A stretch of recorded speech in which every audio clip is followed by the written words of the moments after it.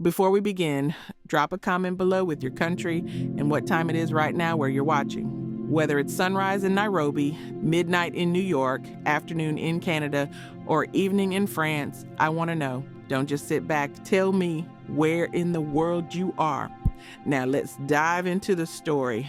I stood in the middle of Hartsfield-Jackson Airport with my hands shaking so bad I had to stuff them in my jacket pockets, and I swear I could feel every single person in that terminal judging me. My daughter Keisha stood there with her arms crossed tight across her chest, her face twisted up in a way that reminded me too much of my own mama when she was disappointed. Behind her, my 3 grandbabies, Amari, who was 8, Destiny, who was 6, and little Kaiden, who just turned 4, looked up at me with confused faces that were about to break my heart into a million pieces. I was 39 years old, a grandmother since I was 31 when Keisha had Amari at 17, and I felt like the worst person who ever walked this earth. I'd raised Keisha by myself after her daddy left when she was 2. Then when Keisha got pregnant young just like I did, I stepped up and helped raise these grandbabies while she worked 2 jobs trying to make ends meet. For 8 years, I'd been mom and grandma all rolled into one, wiping noses and packing lunches and going to school meetings and doing hair on Sunday nights. And now I was about to get on a plane to Paris, France for a whole entire year, leaving all of them behind. The fluorescent lights buzzed overhead and people rushed past with their rolling suitcases, and I felt like I was moving in slow motion toward the biggest mistake of my life. Keisha was the first one to speak, and her voice came out cold and sharp like broken glass. "So, you really about to do this, Ma? You really about to leave us like Daddy left you?" Her words hit me right in the chest, and I opened my mouth to explain for the 100th time that this wasn't the same thing, that I wasn't abandoning them, that I just needed this 1 year to remember who Janelle was before I became somebody's mama and somebody's grandma. But the words got stuck somewhere between my brain and my mouth, and all that came out was a shaky breath that sounded too much like I was about to cry. Destiny grabbed Amari's hand and pulled little Kaiden closer to her, and I watched my grandbaby girl step into the protector role, just like I had to do when I was young. Kaiden's bottom lip started trembling, and I knew I had maybe 10 seconds before he started wailing. And if he started crying, I wouldn't be able to walk away. I wouldn't be able to do the one thing I'd been planning and saving for and dreaming about ever since I turned 35 and realized I'd been taking care of other people since I was 16 years old and didn't even know who I was anymore without somebody needing something from me. Keisha's voice got louder, and people started looking at us, probably thinking we were about to have one of those airport scenes that end up on somebody's Instagram. You know what people gonna say about you, about us? They gonna say you abandoned your grandbabies to go play around in Paris, like you ain't got responsibilities, like you ain't got family that need you. Every word was designed to hurt, designed to make me stay, designed to make me feel guilty enough to turn around and go back to College Park in my 2-bedroom apartment that smelled like hair grease and chicken grease no matter how much Febreze I sprayed, and it was working. The guilt was crushing me, sitting on my chest like somebody had parked a car on top of me. But under that guilt was something else, a tiny spark of anger that had been growing for months. Anger that when Keisha's baby daddy walked out on her and the kids, everybody called him a deadbeat, but nobody expected me to chase after him. Anger that when I needed help, when I was drowning, when I was working 50 hours a week at the hospital as a CNA, and still coming home to cook and clean and help with homework, nobody offered to give me a break.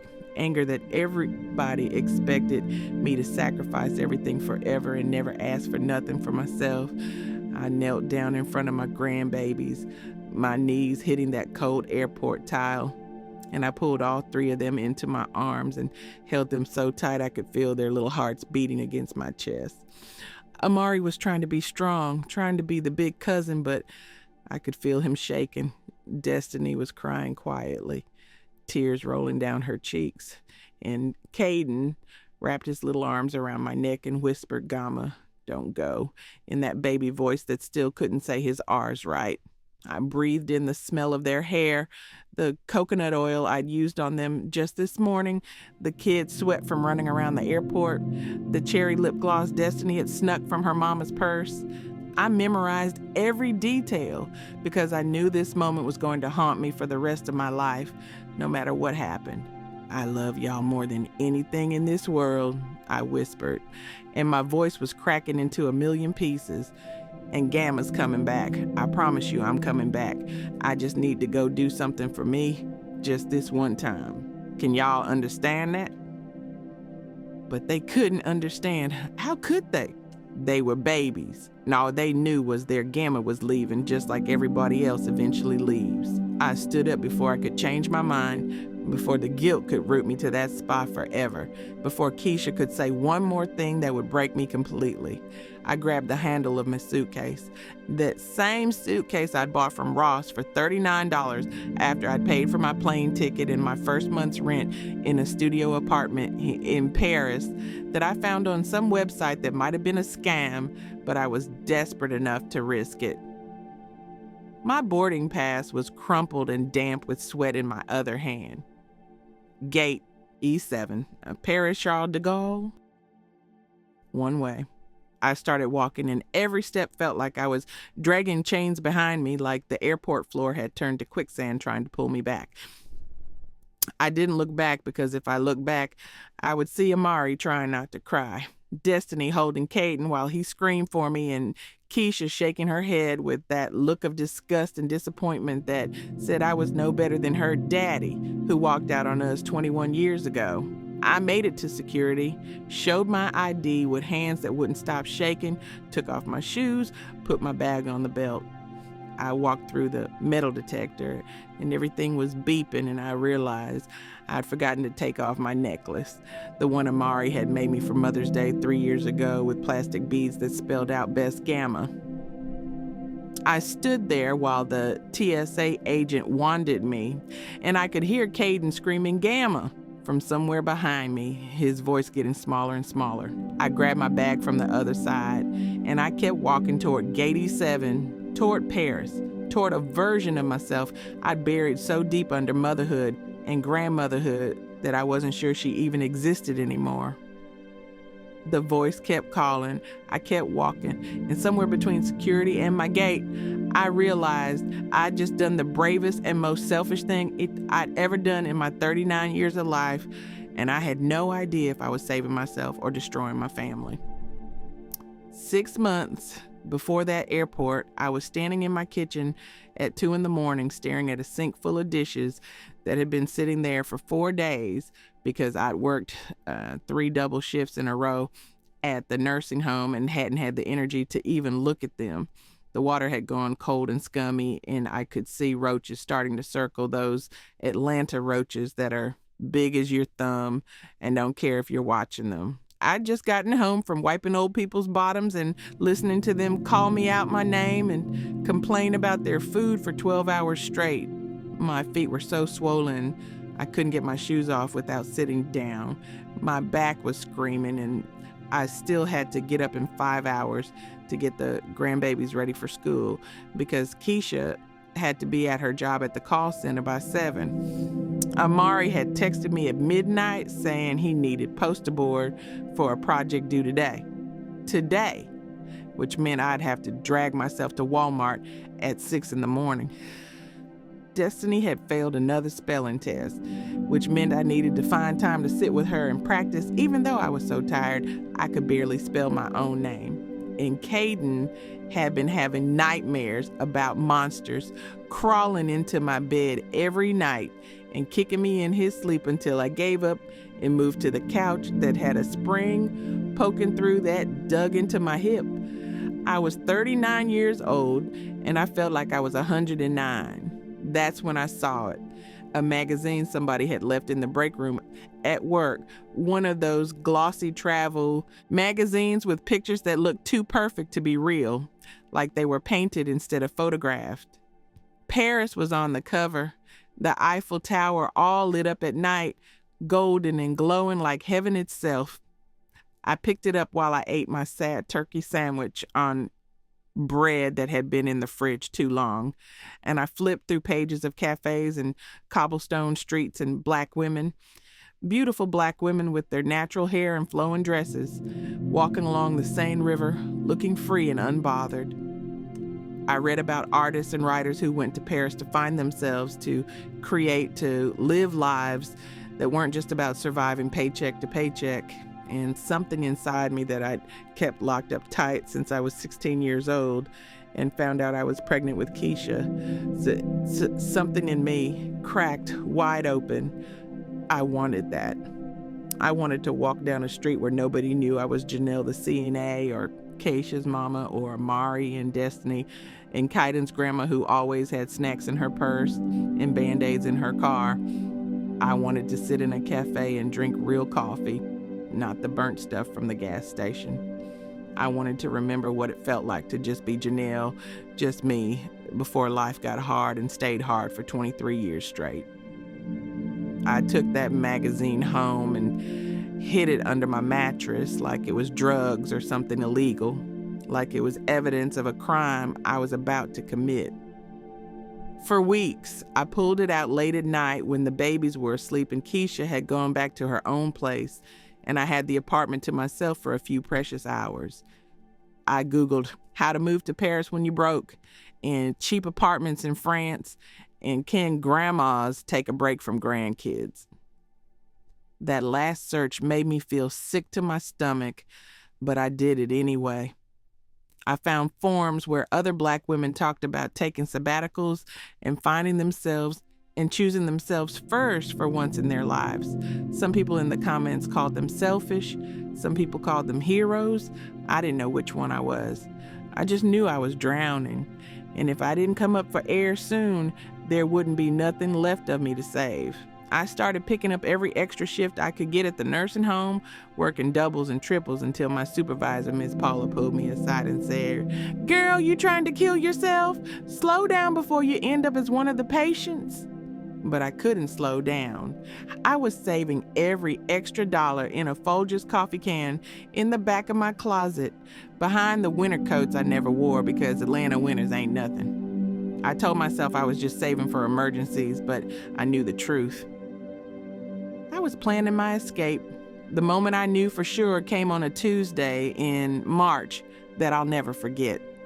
I'd been at work for 16 hours, and when I got home at midnight, the apartment looked like a tornado had hit it. Dishes everywhere, homework papers scattered across the floor, the TV blaring cartoons that Kaiden had left on. Amari was in the room he shared with the other two, on his tablet, even though I told him no screens after 9. Destiny was asleep on the couch, still in her school uniform, because nobody had reminded her to change. And Kaiden had wet the bed again, which meant I'd have to strip sheets and do laundry at midnight because he didn't have no clean sheets left. I stood in the doorway and looked at the chaos. And instead of feeling overwhelmed or frustrated or even angry, I just felt nothing, empty. Like I was a robot going through motions, like Janelle had left the building a long time ago, and what was left was just a body that knew how to clean and cook and work and take care of people, but didn't know how to feel nothing no more. I walked to my closet, pulled out that Folgers can and counted the money. $2,800. It wasn't enough for a whole year in Paris, but it was enough to start. I opened my laptop, the one I'd bought refurbished 3 years ago that was slow as molasses, and I bought a plane ticket before I could change my mind. One way to Paris, departure date 6 months from now. I'd figure out the rest later. Telling Keisha was harder than anything I'd ever done in my life. Harder than telling my own mama I was pregnant at 16. Harder than raising a baby by myself. Harder than watching my daughter make the same mistakes I made. I asked Keisha to come over on a Sunday after church, and I made her favorite fried chicken and mac and cheese and collard greens because I'm petty like that. And I knew she couldn't get too mad if I fed her first. We sat at my little kitchen table, the same table where I'd helped her with homework, where I'd braided her hair 1,000 times, where I'd held her while she cried about her baby daddy leaving. baby, I need to tell you something, I said, and my voice was already shaking. Keisha looked up from her plate, eyes narrowed because she knew something was coming. You sick, Ma? You got cancer or something? And I almost wished I did have cancer because that would have been easier to explain than what I was about to say. No, baby. I'm going to Paris for a year, and I need you to take care of the kids. The silence that followed was so thick I couldn't breathe. Keisha put down her fork real slow, and I watched her face go through about 50 different emotions: confusion, disbelief, anger, hurt, betrayal. You doing what now? She asked, her voice quiet and dangerous. And I knew right then that nobody was going to understand. Nobody was going to support this. I was going to have to be selfish enough and brave enough and crazy enough to do it anyway. And I was going to lose my daughter's respect in the process. But I was going to do it anyway because if I didn't, I was going to disappear completely. My studio apartment in Paris was smaller than my closet back in Atlanta, and that's not even an exaggeration. The whole place was maybe 150 square feet with a Murphy bed that pulled down from the wall, a hot plate that passed for a kitchen, and a window that looked out onto a narrow alley where people threw their cigarette butts and sometimes peed at night.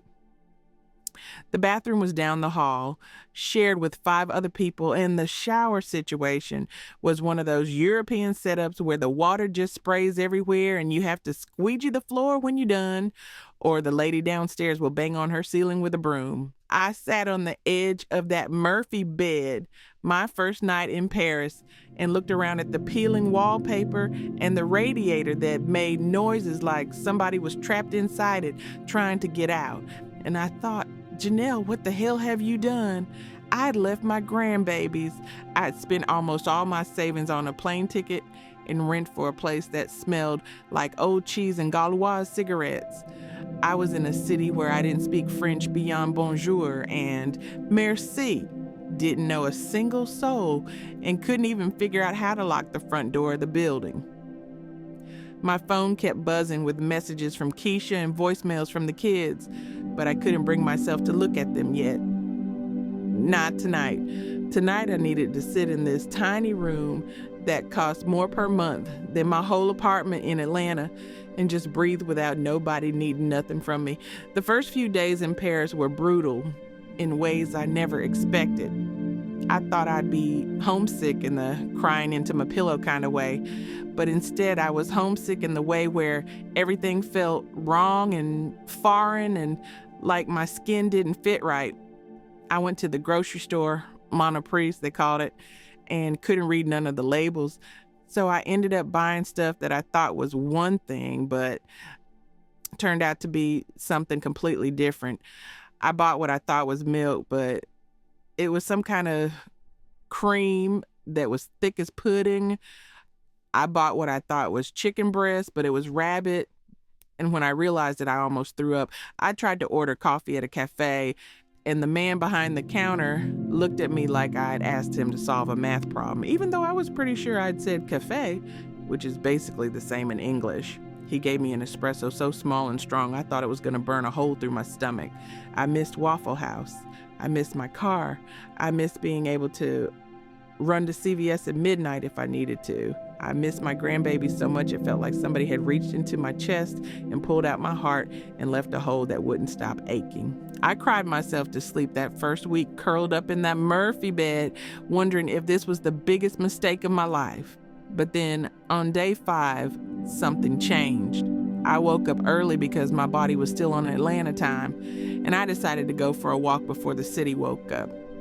I left my building and just started walking down streets that twisted and turned and didn't make no sense, past bakeries that smelled so good I almost started crying again, past old buildings with balconies and flowers. The morning light was soft and pretty, and the air was cool and fresh in a way that made me feel like I could breathe deeper than I had in years. I walked until I found myself at the Seine River, and I stood on a bridge and watched the water move slow and steady beneath me, and I realized something. Nobody here knew me. Nobody knew I was a grandma at 39. Nobody knew I dropped out of high school when I got pregnant. Nobody knew I'd been working minimum wage jobs my whole life.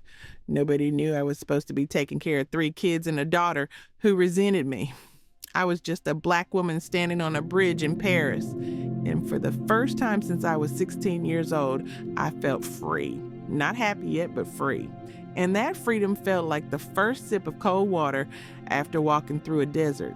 It felt like maybe I could survive this. Maybe I'd made the right choice after all. I started building myself a routine because routines made me feel less lost, less like I was floating in space with nothing to hold on to. Every morning I went to the same bakery, a little place called La Parisienne on the corner, and bought a croissant and a café crème, which is what they called coffee with milk. I sat at the same tiny table by the window and watched people walk by, and I played a game where I made up stories about their lives. That woman in the red coat was a lawyer who was having an affair with her boss. That man with the dog was a widower who talked to his dead wife every night. That teenager with the skateboard was going to be famous one day. It sounds stupid, but it helped me feel less alone. The woman who worked at the bakery, her name was Claudette, and she was maybe 60 with gray hair she wore in a bun, started recognizing me after a few days. She'd smile and say, "Bonjour, madame," and I'd say it back, and eventually she started teaching me little phrases. "Comment allez-vous?" which means, "How are you?" And "Ça va?" which is like, "What's up?" My accent was terrible, and I know I sounded ridiculous, but Claudette never made me feel stupid. She just corrected me gently and kept talking to me, even though I only understood about every 5th word. At night, I FaceTimed with my grandbabies, and those calls were the hardest part of every day. Amari barely wanted to talk to me, just showed me his face for 2 seconds, and then asked if he could go. Destiny cried sometimes and asked when I was coming home, and I had to fight to keep my voice steady while I explained that I'd be back in a year, that a year wasn't that long, that Gamma loved them so much. Kaiden was the hardest because he was too young to understand.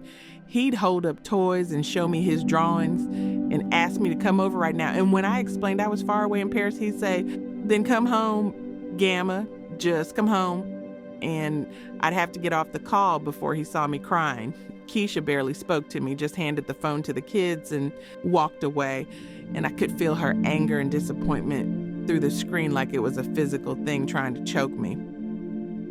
After those calls, I'd sit in the dark of my tiny studio and let the guilt wash over me like waves trying to drown me. I wondered if my grandbabies would forgive me. I wondered if Keisha would ever speak to me again. I wondered if I was the most selfish woman who ever lived. But then I'd think about that woman on the bridge, the woman who could breathe, the woman who was starting to remember what freedom felt like. And I told myself that this 1 year of choosing myself might save my life. This 1 year might make me a better grandma when I went back. I had to believe that. I didn't have no other choice. I met Etienne on a rainy Saturday in October, 2 months after I'd landed in Paris at a free community art class I'd seen advertised on a flyer at the laundromat. I wasn't no artist. I'd never painted nothing in my life except my grandbaby's bedroom walls. But the flyer said, "All levels welcome and free supplies provided." And I figured it might be a good way to meet people and do something other than walk around by myself all day. The class was held in an old warehouse in Belleville, which was this neighborhood full of artists and immigrants and people who looked like they didn't care what nobody thought about them. When I walked in, I felt immediately out of place. Everybody else looked artsy and cool, wearing clothes that looked expensive, but also like they'd been slept in, speaking French and laughing at jokes I couldn't understand. I was wearing my good jeans and a sweater from Target, and I felt like I had "Broke American Grandma" written across my forehead. I almost turned around and left, but then this man with the kindest eyes I'd ever seen spotted me and waved me over. "Ah, you must be the new student," he said in English with a thick French accent that made every word sound like music. I'm Etienne. I teach the class. Come sit here by the window. He gestured to an empty easel, and I sat down feeling awkward as hell, but also grateful that somebody had acknowledged me. The class was supposed to be about painting flowers, but I ain't never painted nothing and had no idea where to start. I stared at the blank canvas in front of me like it was a test I was about to fail. Etienne came over and stood behind me, close enough that I could smell his cologne, something woody and clean that was nothing like the Axe body spray Keisha's baby daddy used to wear. "Don't think so much," Etienne said, his voice low and soothing like smooth jazz. "Just feel the colors. What do you see when you look at those sunflowers?" I looked at the vase of sunflowers on the table in the middle of the room, big yellow blooms that were starting to droop a little. "I don't know," I said honestly, feeling stupid. "I see flowers. I don't know what I'm supposed to see."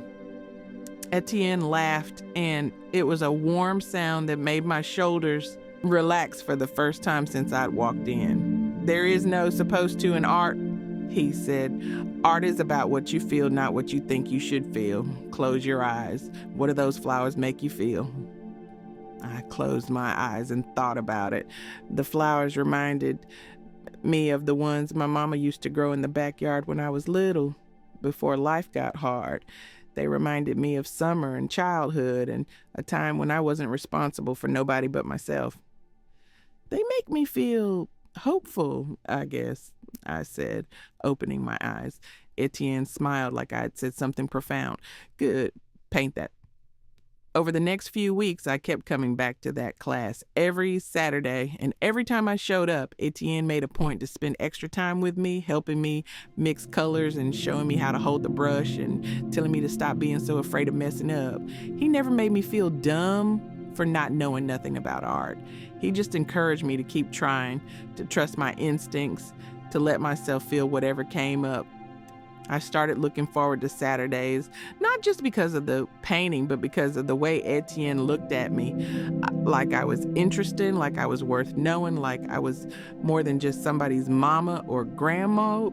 After class one day, he asked if I wanted to get coffee, and I said yes before I could overthink it and talk myself out of it. We went to a cafe around the corner and sat outside even though it was cold, drinking espresso so strong it made my heart race. Etienne told me he was 54 years old, divorced for 12 years, with 2 grown kids who lived in Lyon. He told me he'd been teaching art for 30 years and sometimes wondered if he'd wasted his life teaching instead of creating. I told him about Atlanta, about Keisha, about my grandbabies, and why I'd left. I waited for him to judge me, but he didn't. He just nodded and said, "That took great courage." We started spending time together outside of class, and I felt like a teenager again, except I never got to be a real teenager because I was pregnant and working and raising a baby. Etienne took me to museums and galleries, places with paintings that cost more than I'd make in my entire life. He took me to his favorite bookstore, this tiny shop in the Latin Quarter, where the owner knew him by name and recommended books that Etienne translated for me because they were all in French. He took me to dinner at restaurants where the menus didn't have prices, and the waiter spoke English with a British accent and looked at me like he was trying to figure out if I belonged there. And through it all, Etienne treated me like I was somebody special, somebody worth spending time with, somebody who had interesting thoughts and opinions. We talked for hours about everything: politics, art, religion, life. He'd ask me questions about being a young grandmother, about raising Keisha alone, about what it felt like to leave everything behind. And he actually listened to my answers instead of just waiting for his turn to talk like most men do. For the first time in my life, I felt seen. Not as a caretaker, not as somebody's grandmom, but as Janelle, just Janelle, a woman with thoughts and dreams and a whole life beyond the roles other people had put on me. One night in November, after we'd had dinner at a little bistro near Canal Saint-Martin, Etienne walked me back to my building. We stood outside the door and it was cold enough that I could see my breath in the air. The street was quiet except for the sound of someone playing piano in one of the apartments above us. Etienne looked at me with those kind eyes that I'd come to love, and my heart was beating so fast I thought I might pass out. "Janelle," he said softly, "may I kiss you?" The question was so gentle, so respectful, so different from every man I'd ever known who just took what they wanted without asking. I nodded because I couldn't find words, and Etienne leaned in and kissed me softly, his hand cupping my face like I was something precious and fragile that might break if he held too tight. It was the first time anyone had kissed me in 7 years. 7 years since Keisha's baby daddy and I had been together before he left. And it felt like being pulled out of deep water. After holding my breath for so long, I forgot what air tasted like. When we pulled apart, I was shaking, and not from the cold. "I should go inside," I whispered, not because I wanted to, but because I was scared of how much I wanted to stay. Etienne smiled and brushed a strand of hair from my face. "Bonne nuit, Janelle," he said. "Good night." I watched him walk away down the narrow street, hands in his pockets, disappearing into the Paris night. I went upstairs to my tiny studio, sat on the edge of my Murphy bed, and cried, not from sadness, but from joy and relief, and the overwhelming realization that I was 40 years old and falling in love for the first time in my life. It was a Wednesday in December, 3 a.m, Paris time, when my phone rang, and I knew before I even looked at it that something was wrong. Nobody calls you at 3 a.m. unless somebody died or somebody's in the hospital or something terrible happened. I was at Etienne's apartment, a beautiful 2-bedroom in the 11th arrondissement with high ceilings and windows that let in so much light it felt like living inside sunshine. We'd been spending more and more time together, and I'd started keeping a toothbrush at his place, sleeping over on weekends when I didn't have to pretend I was okay being alone. I grabbed my phone off the nightstand and saw Keisha's name, and my stomach dropped straight through the floor.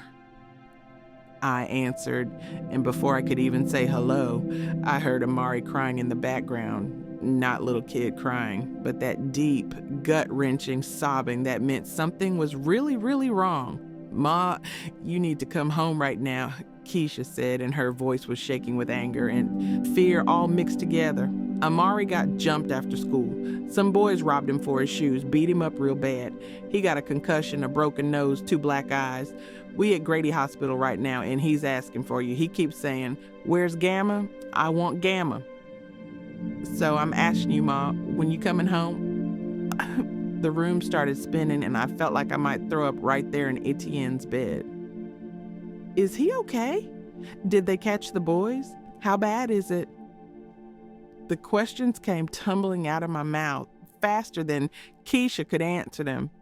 I heard her take a deep breath, and when she spoke again, her voice was cold as ice. "He's alive, Ma. That's about all I can say. Doctor said he's lucky they didn't kick him in the head more times, or he might have brain damage. They took his brand new Jordans, the ones I've been saving up for 3 months to buy him, beat him up and took his shoes and his phone and left him bleeding on the sidewalk. And you know what the worst part is? When he woke up in the hospital, first thing he said was, 'Is Gamma here?' Not, 'Where's Mama?' but 'Where's Gamma?' Because you the one who always been there, Mom. You the one who picked him up from school every day and made sure he was safe. But you ain't here now, are you? You in Paris living your best life while your grandson getting beat up in the streets of Atlanta." Every word was like a knife, twisting in my gut. I wanted to defend myself, wanted to explain that I needed this time, that I was drowning before I left. But how could I explain that to my daughter when her son was in the hospital asking for me? "Keisha, baby, I'm so sorry. Put him on the phone. Let me talk to him." I heard shuffling, and then Amari's voice came through thick and muffled like his mouth was swollen. "Gamma," he said, and my heart shattered into 1,000 pieces. "Baby, I'm here. I'm so sorry this happened to you. Are you in pain? Did they give you medicine?" Amari started crying again, and through the sobs he said, "Gamma, I was so scared. They kept hitting me, and I thought they was going to kill me. And all I could think was, I wanted you. I wanted you to come get me. But you're not here. You left us. His words destroyed me, completely destroyed me. Baby, I'm coming home. I'm going to get on the first plane I can find, okay? I'm coming. But then I heard Keisha grab the phone back. No, you not, she said. Don't come home now and make it seem like you care. You made your choice, Ma. You chose Paris over us. So stay there. We'll figure it out like we've been figuring it out for the last 4 months without you. And then she hung up. Just hung up on me. I tried calling back 5 times, but she didn't answer. I sent text after text to Amari's phone, to Keisha's phone, to Destiny's tablet, telling them I loved them, telling them I was sorry, telling them I was coming home. But nobody responded. Radio silence. Etienne woke up and found me sitting on the floor of his bedroom, rocking back and forth, crying so hard I could barely breathe. He got down on the floor with me and pulled me into his arms, and I told him everything about Amari, about the attack, about Keisha's words, about how I was the worst grandmother in the world. You need to go home, Etienne said gently, stroking my hair. And I knew he was right. I needed to go home, but I'd spent almost all my money on rent and food and trying to survive in Paris. I had maybe $500 left in my account. A plane ticket back to Atlanta was going to cost at least $800, probably more this close to Christmas. I didn't have the money to go home, even if I wanted to. I was trapped in Paris while my grandson was in the hospital asking for me. I spent the whole rest of that night and the next day trying to figure out what to do. I looked at flights I couldn't afford. I thought about asking Etienne for money, but my pride wouldn't let me. I thought about calling my mama, but she'd stopped speaking to me back in September when I told her I was staying the whole year. I was alone and broke and useless, thousands of miles away from the people who needed me most. That night, Etienne sat me down at his kitchen table and took my hands in his.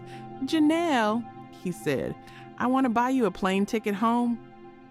I started to protest, started to say I couldn't accept that, but he put his finger on my lips to quiet me. Please, let me do this. Your grandson needs you. Your family needs you. This is not about money or pride. This is about love, and I know you love them more than anything. Tears rolled down my face, and I nodded. Etienne pulled out his laptop right there and bought me a ticket for the next day. 1,000 euros that he didn't blink twice about spending. Thank you, I whispered. But the words felt too small for what he was giving me. You don't have to thank me, he said. Just go take care of your family. And when you're ready, if you want to come back to Paris, I'll be here waiting. That night, I lay in his arms and wondered if this was the end of us, if going home meant losing the one person who'd made me feel alive again. I love you, I whispered into the darkness. I love you too, Etienne said back. And I knew right then that this was real. This wasn't just some Paris fantasy. This was love. But I also knew that love wasn't always enough. Sometimes love meant letting go. Sometimes love meant choosing the people who needed you most, even if it broke your heart to do it. The next morning, Etienne drove me to the airport in his little Peugeot. We didn't talk much. There wasn't nothing left to say. When we got to Charles de Gaulle, he kissed me one last time and said, "A bientôt. See you soon." But we both knew he might be lying. I might not come back, and if I did, he might not be waiting. I walked into the airport with my suitcase and my broken heart, and I got on a plane back to Atlanta, back to reality, back to being Gamma instead of Janelle. I landed at Hartsfield-Jackson 16 hours later, exhausted and emotionally destroyed, and not ready for what I was about to face. Keisha picked me up from the airport, and the whole drive to the hospital was silent, except for the sound of Atlanta traffic and the gospel music playing low on the radio. She didn't look at me, didn't speak to me, just drove with her jaw clenched tight. When we got to Grady Hospital and walked into Amari's room, I almost fell to my knees. My grandbaby, my sweet boy, who used to climb into my lap and ask me to read him stories, was lying in that hospital bed with his face so swollen and bruised. He didn't even look like himself. Both eyes were black and purple. His nose was wrapped in bandages. His lip was split. He looked like he'd been hit by a car, not beaten by kids his own age. When he saw me, his eyes filled with tears. "Gamma," he said, and his voice broke. I rushed to his bedside and grabbed his hand, careful not to hurt him. "I'm here, baby. Gamma's here now. I'm so sorry. I'm so sorry. I wasn't here."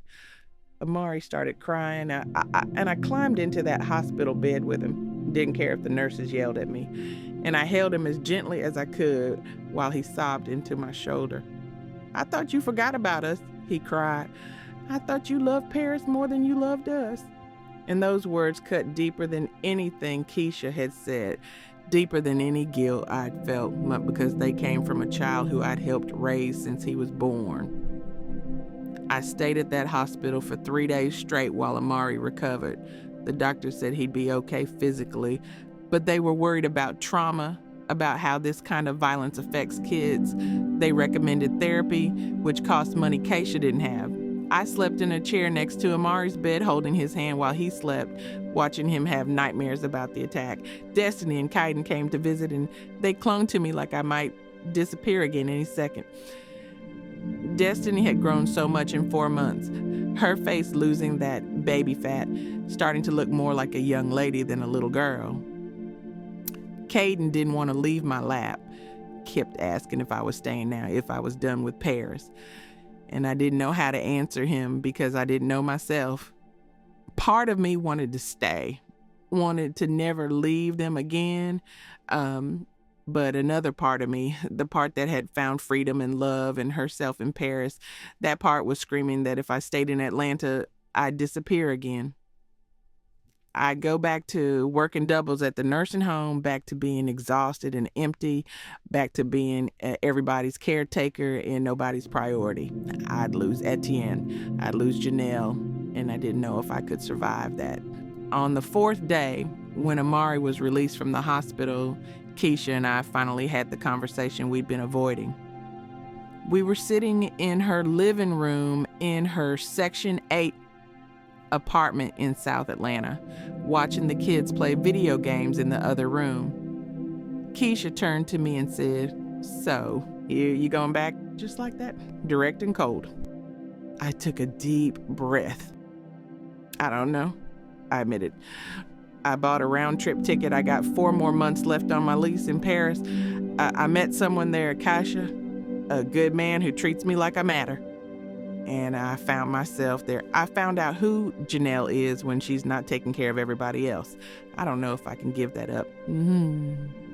Keisha laughed, but it wasn't a happy sound. It was bitter and angry. "So you met a man and now you don't want to come home? That's what this is really about? You left your grandbabies for some French dude?" I shook my head hard. "It's not about him, Keisha. It's about me. It's about remembering that I'm a person, not just a grandma or a mama or employee. It's about not disappearing completely." Keisha stood up and started pacing, and I could see she was trying hard not to yell because the kids were in the next room. "You so worried about disappearing, Ma? Well, let me tell you something. You already disappeared. You disappeared 4 months ago when you got on that plane.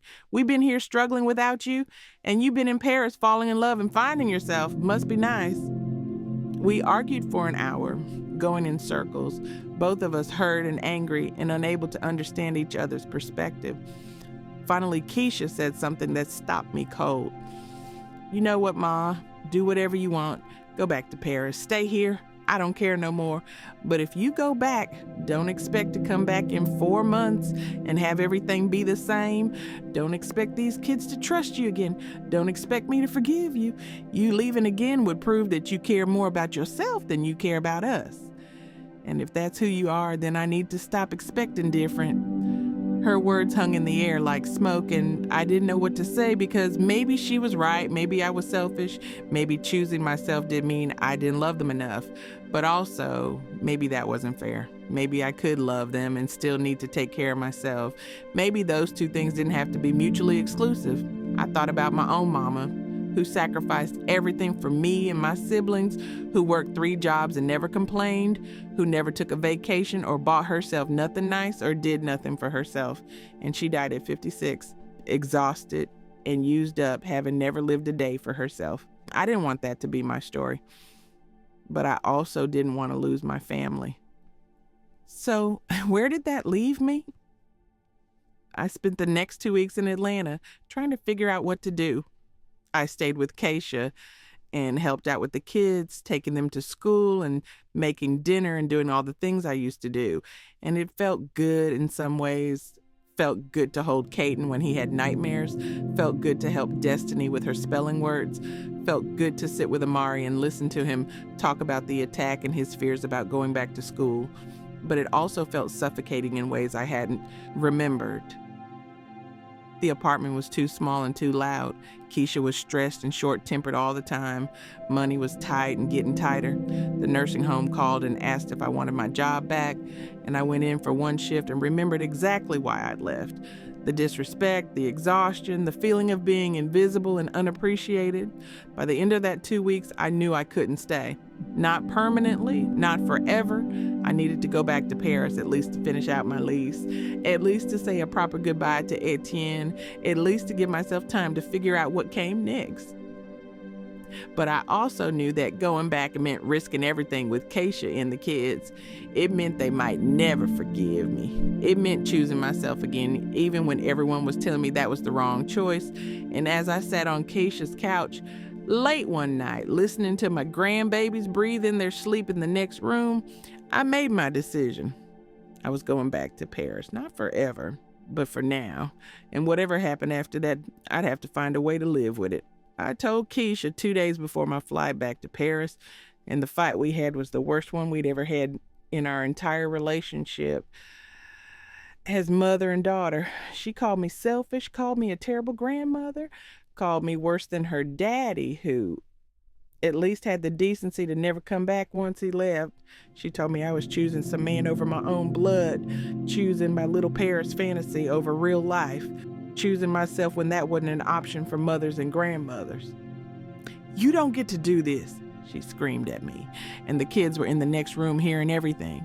"You don't get to just walk away from your responsibilities because you're tired, because you found some French man who makes you feel special. That's not how this works." I tried to stay calm, tried to explain that I wasn't abandoning them, that I was coming back in a few months, that I needed this time to figure out my life. But Keisha wasn't hearing none of it. "You already got your time," she yelled. "You got 4 months of being selfish. Now it's time to come home and be who you're supposed to be. A grandmother, that's your role, that's your job. You don't get to quit." That word, role, it hit me like a slap, because that's all I'd ever been to anybody, a role. Somebody's mama, somebody's grandma, somebody's employee, never just Janelle, never just a woman with her own dreams and desires and need to be seen as a whole person. I looked at my daughter and said something I'd never said before. "You're right, Keisha. Being a grandmother's a role, and I love that role. I love those babies more than I love my own life, but it can't be the only thing I am. I can't just disappear into being Gamma and nothing else. I did that with you. I disappeared into being your mama, and I lost myself completely, and I was a bitter, exhausted, empty person because of it. Is that what you want from me? You want me to come back here and work myself to death and never have nothing for myself and be miserable until I die?" Keisha's face twisted up with anger and hurt. "What I want is for you to be here for your grandkids who need you. What I want is for you to stop being selfish. What I want is for you to love us enough to sacrifice your little dreams." We were both crying by then, both saying things we'd probably regret later, both feeling like the other person was being completely unreasonable. The fight ended with Keisha telling me to get out of her apartment, and I left with my suitcase and moved back to my own place for the last 2 days before my flight. The day I left, only Amari came to say goodbye. Keisha refused to take me to the airport, refused to let Destiny and Kaiden come, said she was done enabling my selfishness. But Amari, my sweet, brave, bruised up grandson, He got on the MARTA train by himself and met me at the airport. We sat in the food court and I bought him Chick-fil-A and we talked for an hour. I don't understand why you leaving again, Gamma, he said, picking at his fries. I thought when you came back it meant you was staying. I took his hand across the table. Baby, I know this don't make sense to you now. And maybe when you grown you still won't understand it. But Gamma gotta finish what she started in Paris. I gotta figure some things out about who I am and what I want my life to look like. And I can't do that here because here everybody already decided who I'm supposed to be. Amari looked at me with those dark eyes that were still healing from the attack. You coming back though, right? For real this time? I nodded.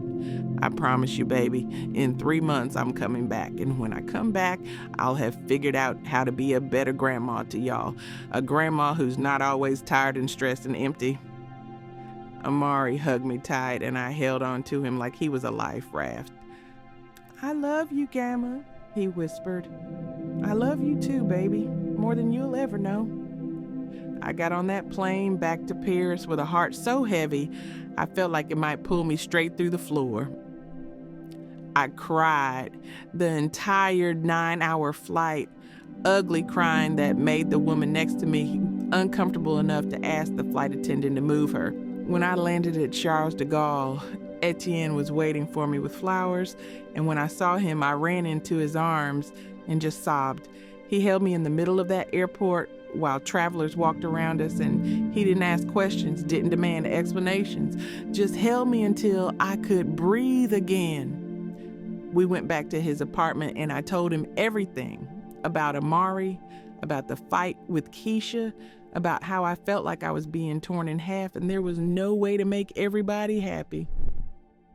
You can't make everybody happy, mon amour, Etienne said gently, brushing tears from my face. You can only make the choice that lets you survive. And if staying in Atlanta meant you would disappear, then you made the right choice coming back out.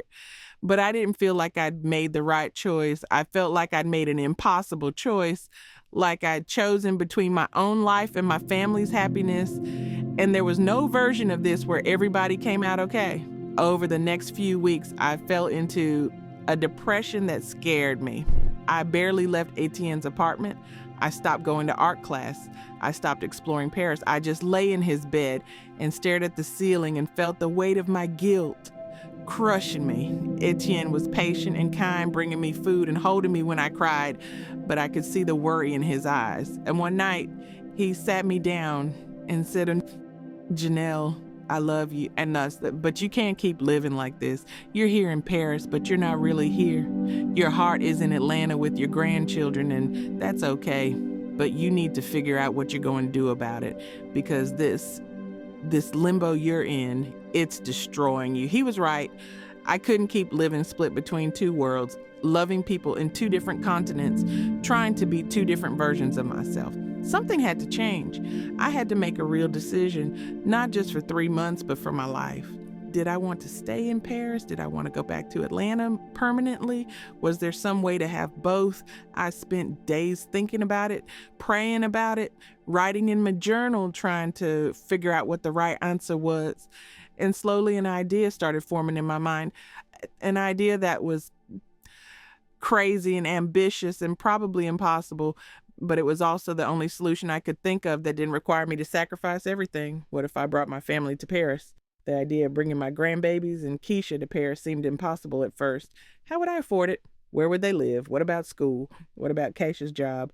What about health insurance and visas and all the practical things that kept regular people from just picking up and moving to France? But the more I thought about it, the more possible it seemed. Not easy, but possible.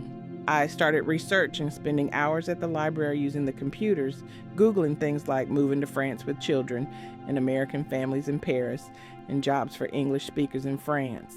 I found out there were international schools where they taught in English, though they were expensive. I found out there were programs for immigrants and refugees that might help with housing. I found out Keisha could potentially get a visa if she enrolled in a language school and the kids could come on dependent visas.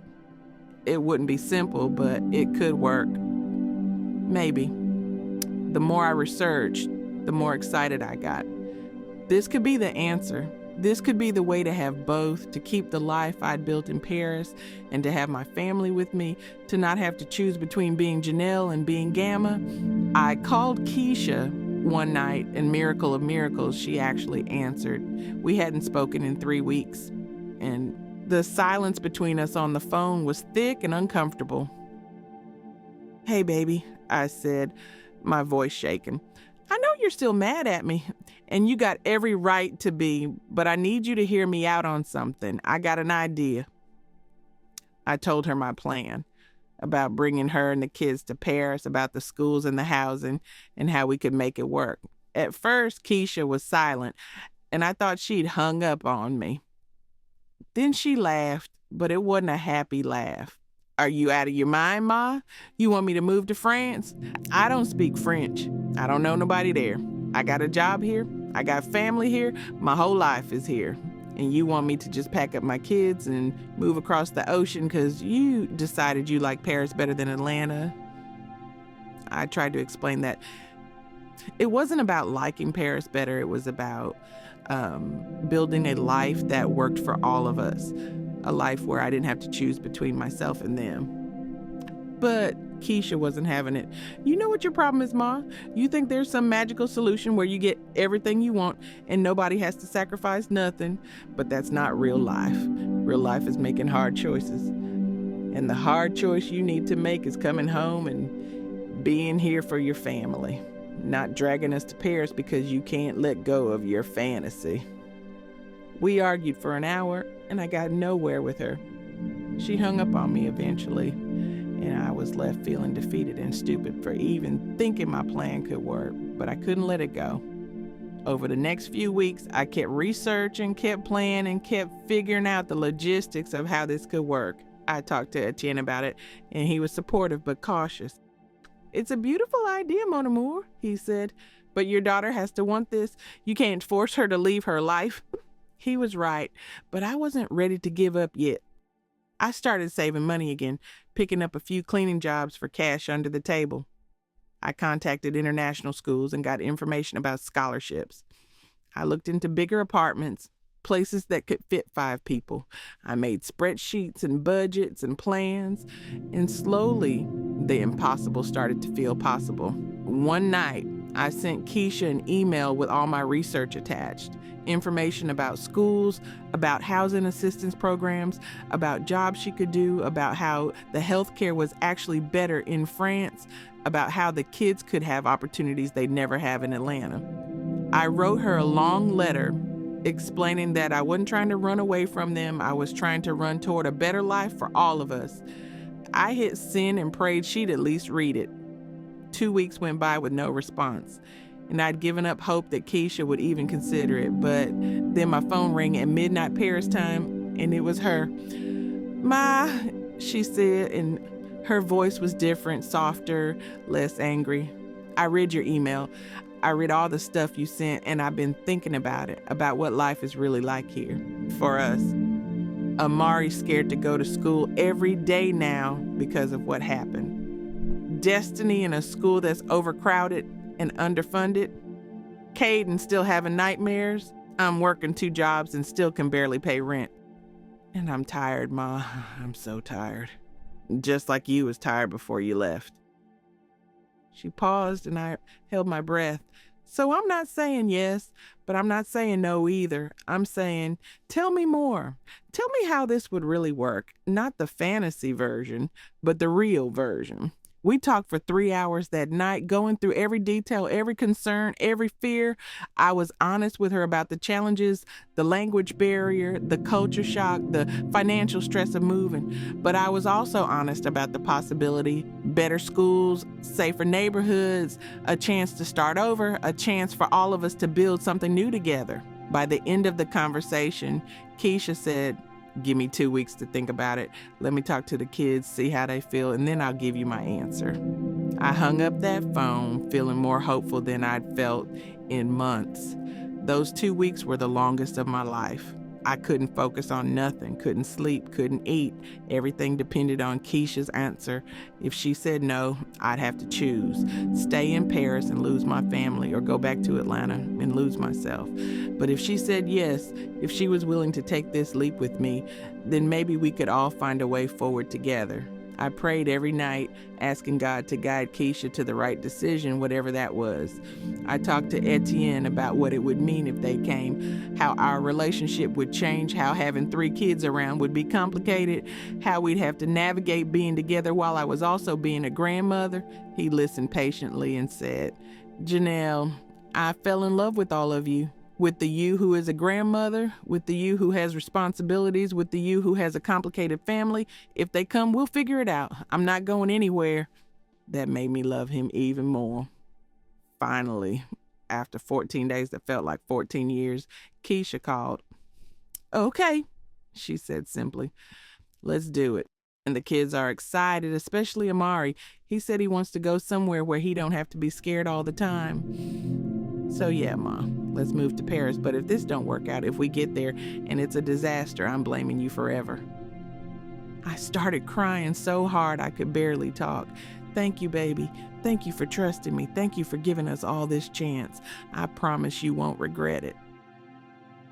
And for the first time in months, I felt like maybe, just maybe, everything was going to be okay. The next 3 months were absolute chaos. Getting 4 people from Atlanta to Paris permanently required more paperwork than I'd ever seen in my life. Visa applications, school enrollment forms, medical records, proof of housing, proof of income, background checks, and about 1,000 other documents that all had to be translated into French and notarized and submitted to various French government offices. Etienne helped me navigate the bureaucracy, but even with his help, it was overwhelming. I had to prove I could financially support Keisha and the kids, which was laughable since I barely had enough money to support myself. But Etienne came through in a way that made me love him even more. He agreed to be our financial sponsor, showing his income and savings to prove we wouldn't be a burden on the French government. I told him he didn't have to do that it was too much, but he just shook his head and said, "Family helps family."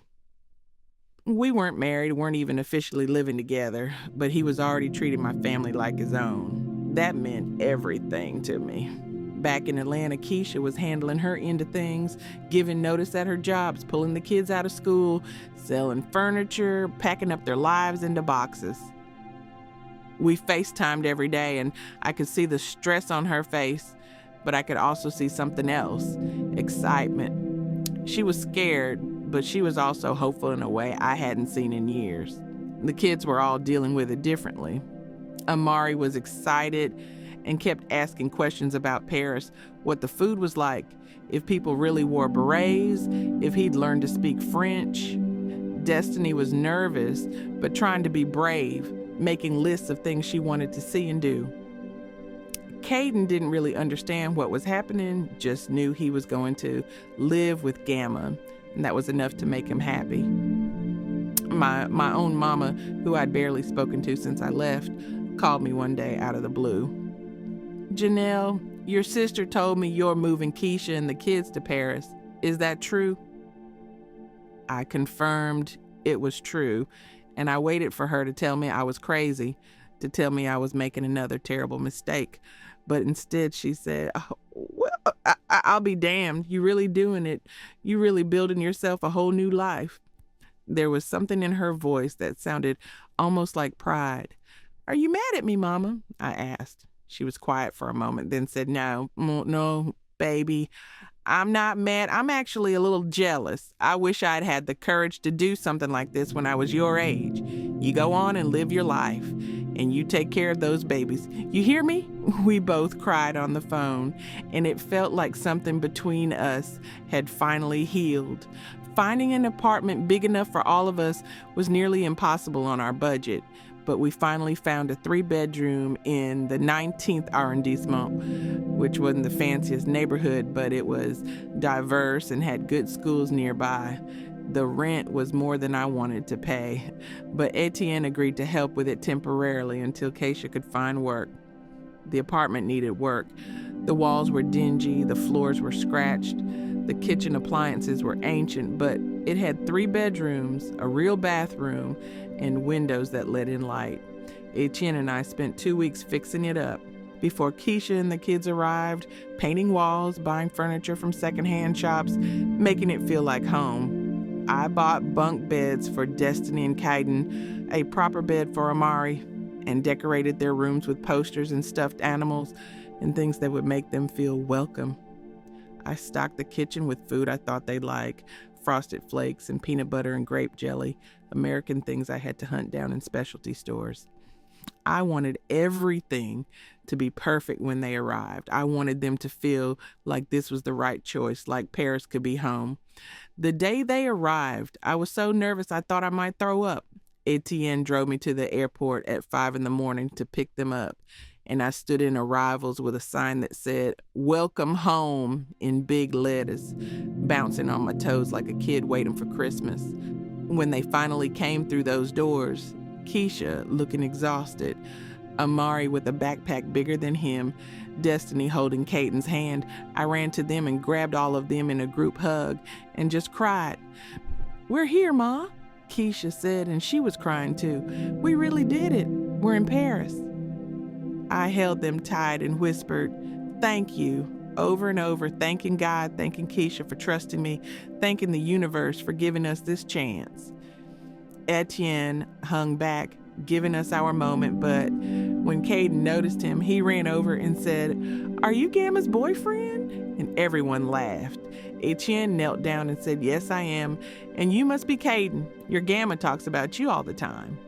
That broke the ice, and soon all 3 kids were chattering at Etienne, asking him questions, and I could see Keisha watching carefully, evaluating him, making sure he was good enough for her mama. We drove back to the apartment, and the kids were wide-eyed at everything, the narrow streets, the old buildings, the way people dressed, the language they couldn't understand. When we got to the apartment and they saw their rooms, Destiny burst into tears. "It's so pretty, Gamma," she said. "You did all this for us?" I nodded, too emotional to speak. Amari checked out every corner of his room, then came and hugged me tight. "Thank you, Gamma. This is the best room I ever had." Even Keisha seemed impressed, walking through the apartment, running her hands over the walls I'd painted, looking out the windows at our new neighborhood. "You really did this, Ma," she said quietly. "You really made this happen." That night, we all ate dinner together. Etienne had made a simple pasta with tomato sauce, something he knew the kids would eat, and we sat around the table in our new apartment in Paris, and I looked at my family and felt something I hadn't felt in years. I felt whole. I felt like all the pieces of my life had finally come together. I was Gamma, and I was Janelle. I was a grandmother, and I was a woman in love. I was responsible, and I was free. And for the first time in my 39 years, I felt like I didn't have to choose between those things. I could be all of it. I could have all of it. And that felt like a miracle. The first few months in Paris were harder than any of us expected. The language barrier was worse than we thought. Even simple things like going to the grocery store or riding the metro were confusing and frustrating. The kids struggled in their new international school, even though classes were in English, because everything else was different. The teaching style, the social dynamics, the expectations. Amari got into a fight with a French kid who made fun of his accent, and I had to go to the school and navigate a conversation with the principal using Google Translate on my phone. Destiny cried almost every night for the first month. Homesick for Atlanta, for her friends, for everything familiar. Kaiden adjusted the easiest because he was young enough that everything was an adventure. But even he had moments where he asked when we were going back home. Keisha struggled to find work because most jobs required French, and the language classes she was taking were slow going. Money was tight, tighter than it had ever been. And there were nights I lay awake wondering if I'd made a terrible mistake, if I'd dragged my whole family across the ocean just to struggle in a different country. But slowly, things started to get better. Amari started making friends with a group of kids from all over the world: Morocco, Senegal, England, Brazil. And he came home one day speaking a mix of French and Arabic and English, and I realized he was thriving in ways he never could have back in Atlanta. Destiny joined an art class at school and discovered she was good at painting. So good that the teacher called me in for a conference just to tell me how talented she was. Kaiden started speaking French before any of us, picking it up from his classmates, and he'd translate for us at restaurants and shops, proud as could be. Keisha finally found a job at an American company's Paris office doing customer service, and while it wasn't great pay, it was something. She also started dating a Senegalese man named Ibrahim, who owned a restaurant in Belleville, and watching her light up around him reminded me that she deserved love and happiness too. We were all building new lives, and it was messy and hard and complicated, but it was also beautiful in ways I couldn't have imagined. My relationship with Etienne changed too, in good ways and challenging ways. Having kids around all the time meant we couldn't spend as much time alone together, couldn't be as spontaneous or carefree, but it also meant he got to see me in my full truth, not just as the woman he fell in love with in art class, but as a grandmother who had responsibilities and stress in moments where I wasn't my best self. And he loved me anyway.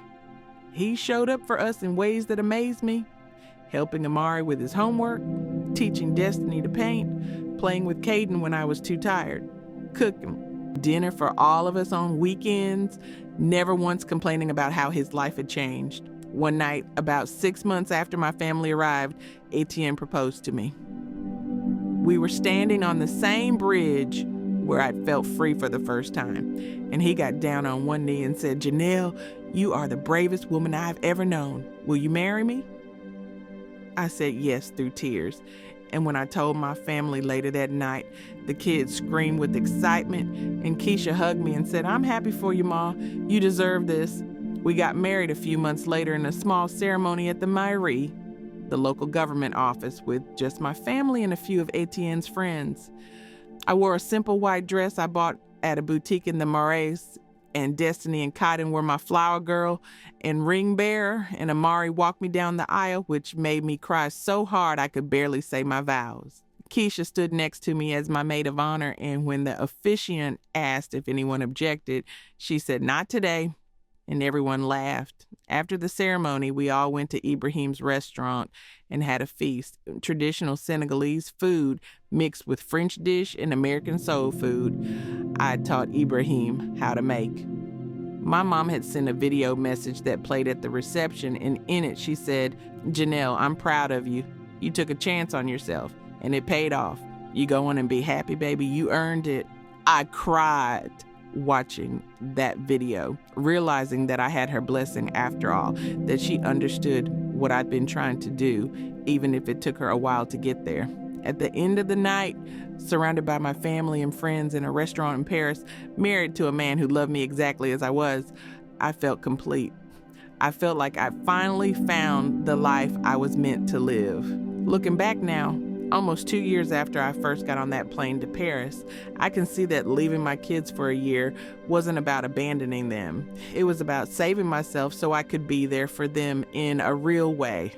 When I was in Atlanta, I was physically present but emotionally absent, too exhausted and empty to really see them or connect with them. By leaving, by choosing myself, by finding out who Janelle was when she wasn't defined by her roles, I became a better grandmother. A better mother to Keisha, a better partner to Etienne. I learned that taking care of yourself isn't selfish, it's necessary. And I learned that sometimes the bravest thing you can do is choose yourself. Even when everyone's telling you it's wrong, my grandbabies are thriving here in Paris in ways I never expected. Amari is confident and happy. Talking about maybe becoming an artist or a chef, Destiny is flourishing in school and has friends from all over the world. Kaiden is fully bilingual now and wants to learn Arabic next. Keisha has a life of her own, not just constantly stressed about survival. And me?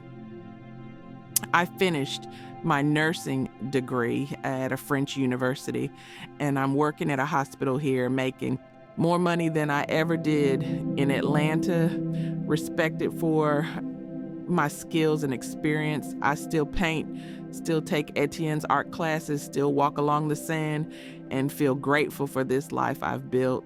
If I could go back and talk to the Janelle who stood in that airport 2 years ago, shaking and scared and drowning in guilt, I'd tell her this: you're making the right choice.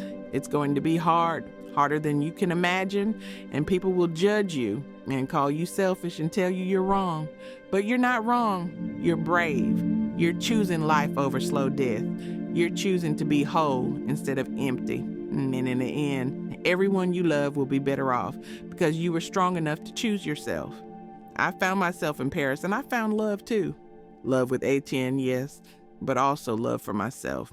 Love for the life I was capable of building. Love for the woman I'd always been underneath all the roles and responsibilities. And I brought my family along for the journey, which made it even sweeter.